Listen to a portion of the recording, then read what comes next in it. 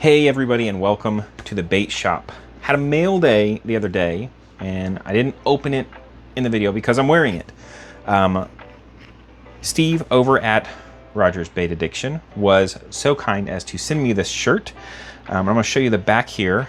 The back is a nod of appreciation and recognition to one of the biggest influences, I believe, in the bait making community,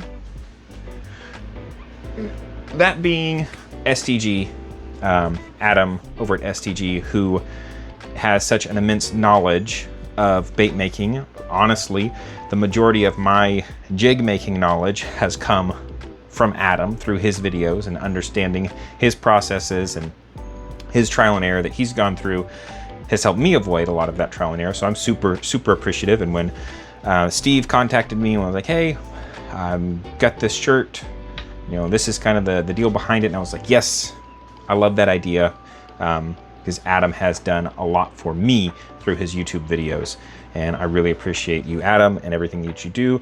If you didn't know, one of the reasons we broke 1,000 subs was because Adam shouted us out over on his channel, and that was huge for us as well. So thank you. Now, the color build. We're still working our way through the Siren Scales. And I thought, what better Siren Scale to do today with the shirt than to use Sparkle Queen, which, if you didn't know, is named after Adam, STG's lovely wife. So we are going to use Sparkle Queen. We are going to be pouring in the Epic Bait Molds 3.5 inch Pud open pour swim bait. And we're going to do a laminate. This is the first time I've done a laminate in the Pud, but I think it's going to look really great. And here's the plan. If you don't know, the Pud's small, takes about 1 ounce of plastic, I believe, to fill. So I've got 2 half cups, and we are going to do a very translucent pearlescent belly with Sparkle Queen. And then we are going to do a black transparent translucent top also with Sparkle Queen. So we're going to see the Siren Scales in 2 different colors.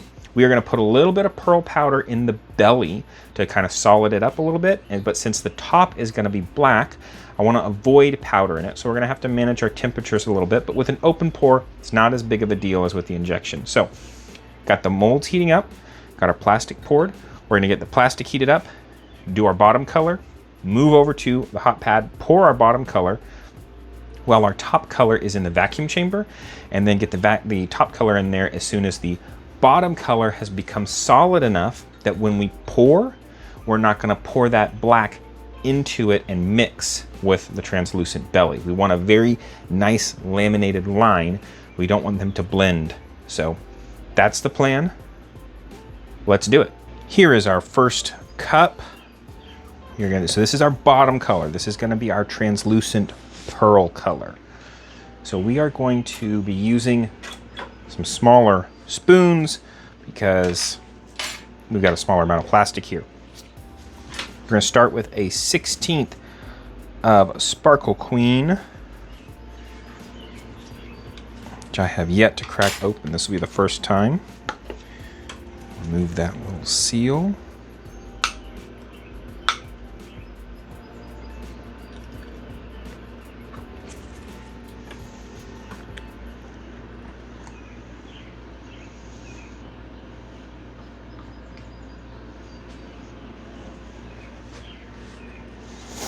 Okay, we're gonna get a healthy 1/16. I have a feeling we may come back for more because I do love Siren Scales. Get a healthy 1/16 in there. Okay, and let's go ahead and mix that up before we add our pearlescent powder. I'm actually making these for myself. I'm headed out to a lake in a couple days that has got good smallmouth. Ooh, that is looking fantastic. We got some pinks and blues in there, and I love that. Okay, yeah, I'm headed to a lake that's supposed to have good smallmouth and good brown, large brown trout, which I'm not a big trout guy, but my understanding is the trout should should eat baitfish profiles, right? Now, this pearlescent powder, typically, I want to say I add like a quarter to a cup, but I want to go real light with it. We are going to go like a heaping 32nd because I do want a fairly translucent belly. I want to be able to see those siren scales all the way through, and a 16th is perfect. We do not need to go more than that. I do think I want to add some more in the way of siren scales to beef up the visual effect of the siren scales on this. Got a lot of pearlescent still on my knife there, it appears. There we go. So let's go ahead and add another 16th in the siren scales department.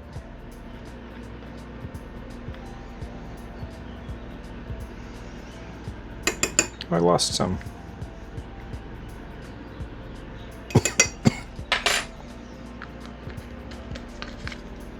There we go. Set that aside because we're going to use it again here in a minute when we develop the top color. There we go. So the spectrum I'm seeing on this, and I'm sure you all can see here too, is, let me adjust you all just a little bit here. Let's bring you up like this. And let's bring you down. Yeah, like that. Okay, here we go. We've got fiery oranges, hot pinks to blue, and it is just absolutely gorgeous. So next step for the belly color is to heat it back up a little bit, make sure it's good and like in a very good liquid state, and then vacuum it out. And while we vacuum it out, we're going to go ahead and heat up our next color so that we can have them go back to back for our pours pretty close together. We've got our second cup of plastic here, and we are going to start, instead of starting with the moon dust this go around, we are actually going to start with a few drops of our translucent black. Go ahead and get our backing color in there. We got 5, and I think I said moon dust because we are going to be putting moon dust in it as well. But I meant to say the siren scales. We've got our 5 drops of translucent black in there. Okay, now let's go ahead and get our siren scales. Get the knife out of there.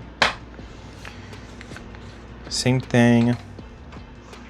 I'm actually going to go ahead and just skip ahead and put in a full 1/8 of the siren scales.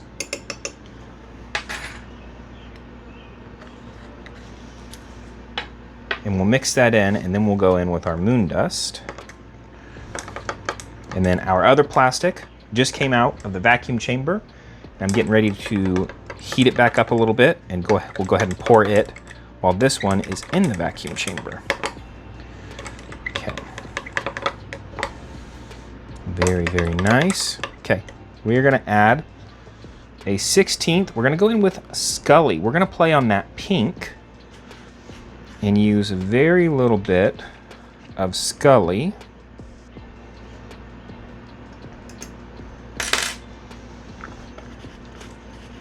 To go across the surface. Now, 16th is going to be a little heavy because we're doing a half cup, and 16th is typically what I use in a full cup. But I think it's going to look so good, and it does. We're at 5 drops for a half cup of plastic. Saturation-wise, I think we could go up a little bit. I don't want to oversaturate. But we're going to have basically no shadow from the bottom. So let's go ahead and 2, 3. We'll go to 8. See where that puts us. We can always go up to 10 from there. I think 8 might do it for me. 8 drops. Yeah, I think 8 drops looks good. All right, let's get this in the vacuum chamber, and then we'll go ahead and get our bellies poured. All right, we've got our belly color ready to pour. And I'm very excited to get our bellies in. Now, typically what I do, I keep my hot plate on until I start pouring my top layer, but these are so small, and they have been heating up for a while. Now I'm looking at, I don't have one over here to look at. I'm trying to decide how deep to pour my bellies. And typically I pour up to include like the fin and not so much the tail typically. So we're just gonna go for it. They're gonna turn out great either way.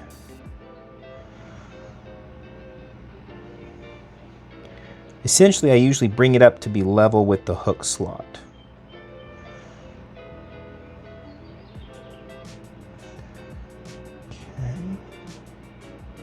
Yeah, that looks good. Okey-dokey. Okay, now go in on mold number 2 here. Oh no, I've got a drip. Let's see if I can pull that out. It's on the side, which means when we pour our top, it will show. Which these are just for me, so that wouldn't be the end of the world.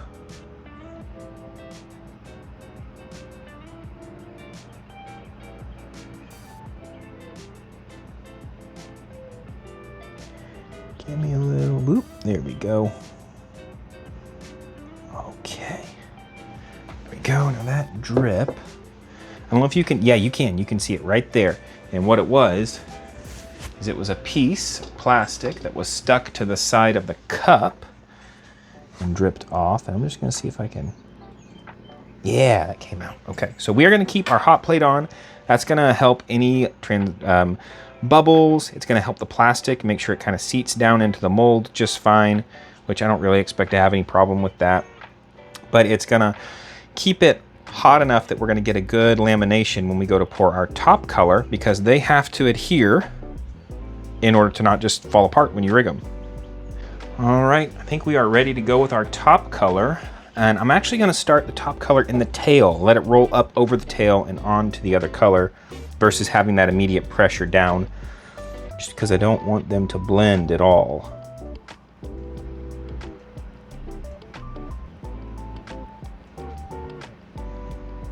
Yeah, that looks great. Okay, yeah, this is going to be good. You can already tell this color is going to look fantastic. Ooh, I'm having a little bit of a dribble there. Sure, getting filled in, good surface tension. There we go. Okay, and now the other one. Same deal, we're gonna fill that tail in and bring it on over.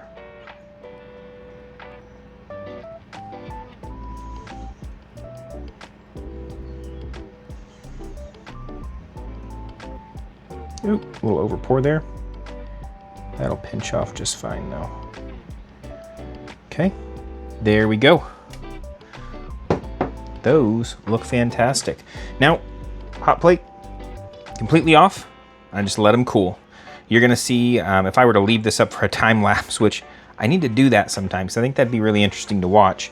But you'll see that dome that you have right here sink as it cools and the plastic shrinks a little bit. And it'll end up, see if I can get, oh, I can get to one. It'll end up doming out closer to flat, but it'll dome out. And then we'll pinch off all of the little overpours and we'll demold them and take a look at this color that I plan to fish in just a couple days here. We are finally ready to demold these. So one of the great things about the Epic molds, their open pour molds, is that the machining is so on point. You can, anywhere there's like a little overpour, you can just kind of go along and pinch it, and it pinches right off. It cuts it against the edge of the mold there. So I have already done that on both of these and pinched off any little parts where I had a little overpour, a little spillover. And now we're gonna crack open the 3.5 inch Epic Pud. Check that out. Let's get that out. Let's get that out too. There we go. Check that out. Translucent belly. That is such a natural profile with like this shad pattern style profile. I probably could have poured the belly a little bit deeper. Maybe come up to like here. So next time I'll probably do that, have a thinner stripe on the back. But I do like how this turned out. You've got that translucence in the tail there, but you still have like the solid darkness up on the top. I think that's gonna fish really well. My gosh, look at that. Look at that. That is so crazy. Very cool.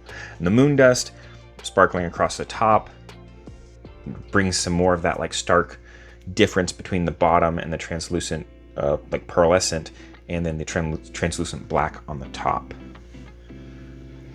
Very cool. I'm gonna go ahead and crack this one open too.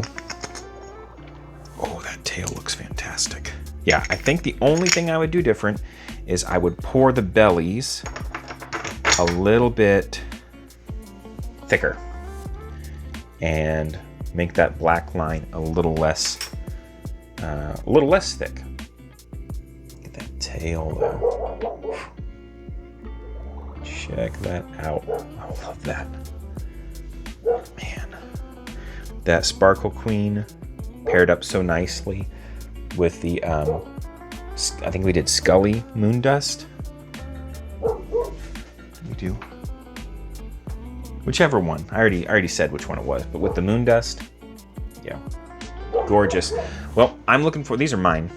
Sorry guys, but I am looking forward to fishing those tomorrow actually. See if we can't catch some smallmouth or some trout on those. Yeah, I'm excited. Let me go, let me know what you all think of this color. If it's something we should do again, if it's something you all would be interested in purchasing or getting your hands on, and we'll see if we do it again. Thank you all for watching. Hope you enjoyed it. Again, thank you, Adam, for your contribution and for, you know, shouting our channel out and just being a really cool guy. So thanks everybody. I'll catch you next time.